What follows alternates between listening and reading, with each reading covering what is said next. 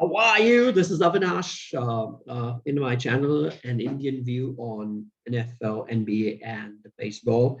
We're just finishing off with the Dallas versus Philadelphia Eagles game. It was one ugly game for the Philadelphia Eagles, though they had backups playing, but and Dallas had the starters playing for 3 quarters. It was quite a beatdown, and no football game is just a meaningless game like the Eagles fans want you to believe, or people want you to believe. The Eagles have their starting receivers in the first couple of quarters. Dallas, of course, played. They had wanted to play the. They wanted their starters to play and get used to it and get the offense rolling. And they put a 51 burger till now.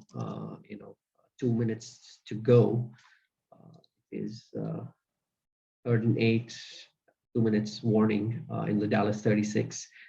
Dak Prescott had a record 5 touchdowns. He went 21 out of 27 pass attempts for 295 yards. Ezekiel Elliott got 1,000 yards. He had 18 carries. He got 87 yards. And Cedric Wilson had 5 receiving yards for 100 and he received 5. He got 5 catches for 119 yards for 2 touchdowns, and so Dallas, did very well in this game, for the first time in Dallas history, first time in Dallas history that they led the NFL in points. Right now they were averaging 29.9, and that is going to go above 30. First time since 1980 they are leading, and also they had a couple of other records which were never happened in the NFL. Dallas was also missing their 2 top defensive players in Micah Parsons and Trevon Diggs. And this is the Dallas scored in 12 straight possessions, actually more than 12 now. It's become in 14 straight possessions they scored. This is the first time in history, their history, that they've scored 14 straight possessions.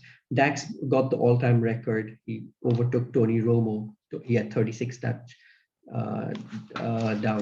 Tony Romo, that was the highest by any Dallas Cowboy quarterback, and Dak had 32, and now Dak has 37 touchdowns. So he's took 10 interceptions. So Dak's got that record now. So he has 37 touchdowns to 10 interceptions, and he's got around 4,449 yards, I think. So that's the highest Dak has ever got. People may say that he's played 17 games, but Dak was injured in one of the games, so he actually has played 16 games. So we can take his record is measurable to a 16-game season, because till now all the games they were measuring 16 games, so it's understandable.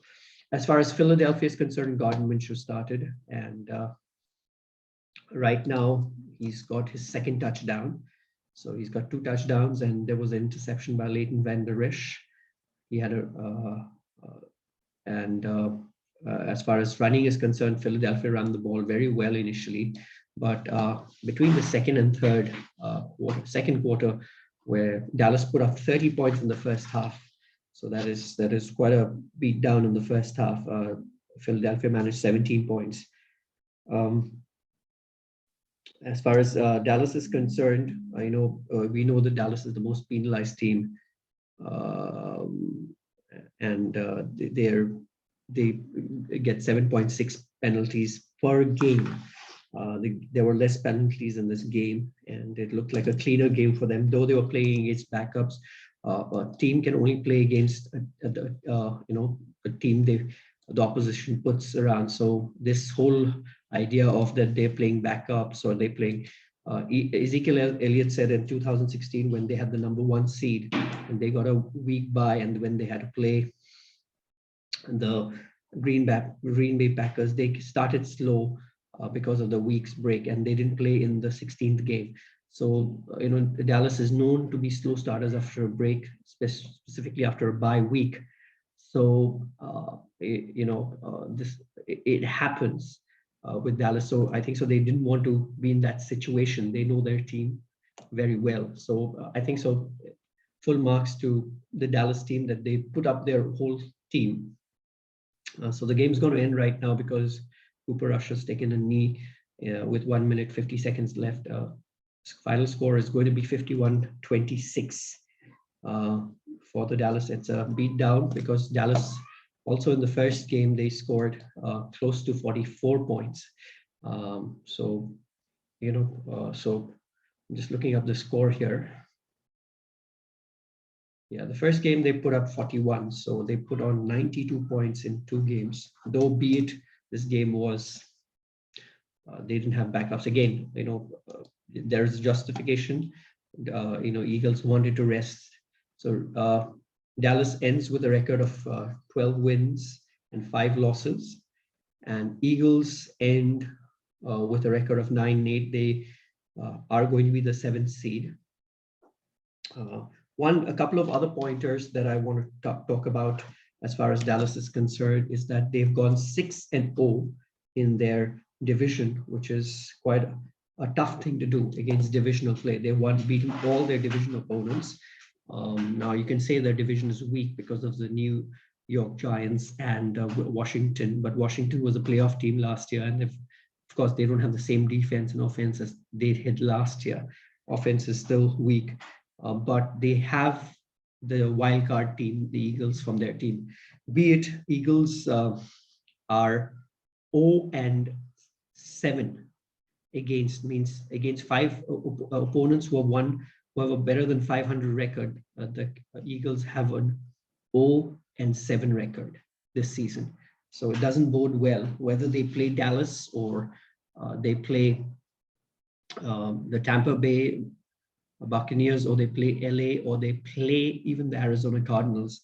It does not bode well for the Philadelphia Eagles. I know the Philadelphia Eagles fans will be unhappy, but that's what the record says. I'm not saying that they don't have a chance to win. They have a chance to win, and any team on a given Sunday has a chance to win. That's the great thing about this game of football. Anybody can beat anybody on a given day. So yes, Dallas goes 6-0 as far as their division is concerned, and also Philadelphia goes 0-7 as far as playing teams above 500 are concerned. Tomorrow is going to be interesting day in the AFC because both the Chargers, LA Chargers, and Raiders are fighting for a playoff spot. And also for the NFC, San Francisco is fighting for a spot with the New Orleans Saints. They have to win. The New Orleans Saints have to win and believe the San Francisco loses to LA. If that happens, then the New Orleans Saints are through, and so it's going to be exciting. Right now in India, it's 9:49, and the game is about to end as. Actually, the game has ended, and congratulations to the Dallas Cowboys for a great season. Of course, they've had their hiccups and they've had their ups and downs, but overall, it's been a good season. Anytime you win 12 games, you can, if you want to criticize things about them, you can. But overall, it doesn't matter. Whether you're playing backups or not, or who you're playing. Winning 12 games in the National Football League is very tough. Winning 10 games is very tough. And also congratulations to the Philadelphia Eagles for making it to the playoffs. They've really, they were not expected. This year was a down year with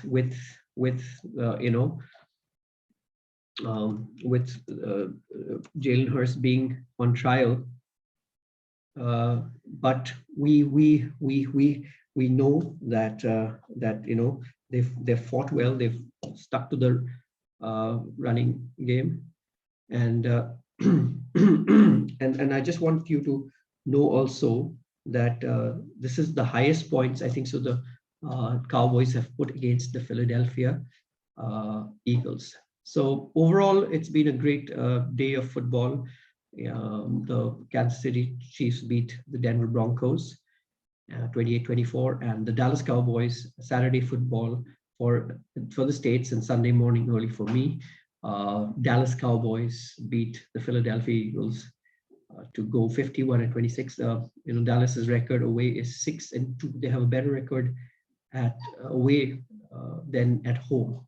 So that may bode well when they in the conference finals, when they conference semifinals or conference divisional games, when they play, maybe they play the Tampa Bay Buccaneers, or they have to go and play. Maybe if they're the fourth seed, they will have to go and play Aaron Rodgers in Green Bay in Lambeau Field. So it's going to be interesting, and we'll see what happens. So we'll be covering the football. I'd request you to share, like, and subscribe to my channel, and I will see you tomorrow.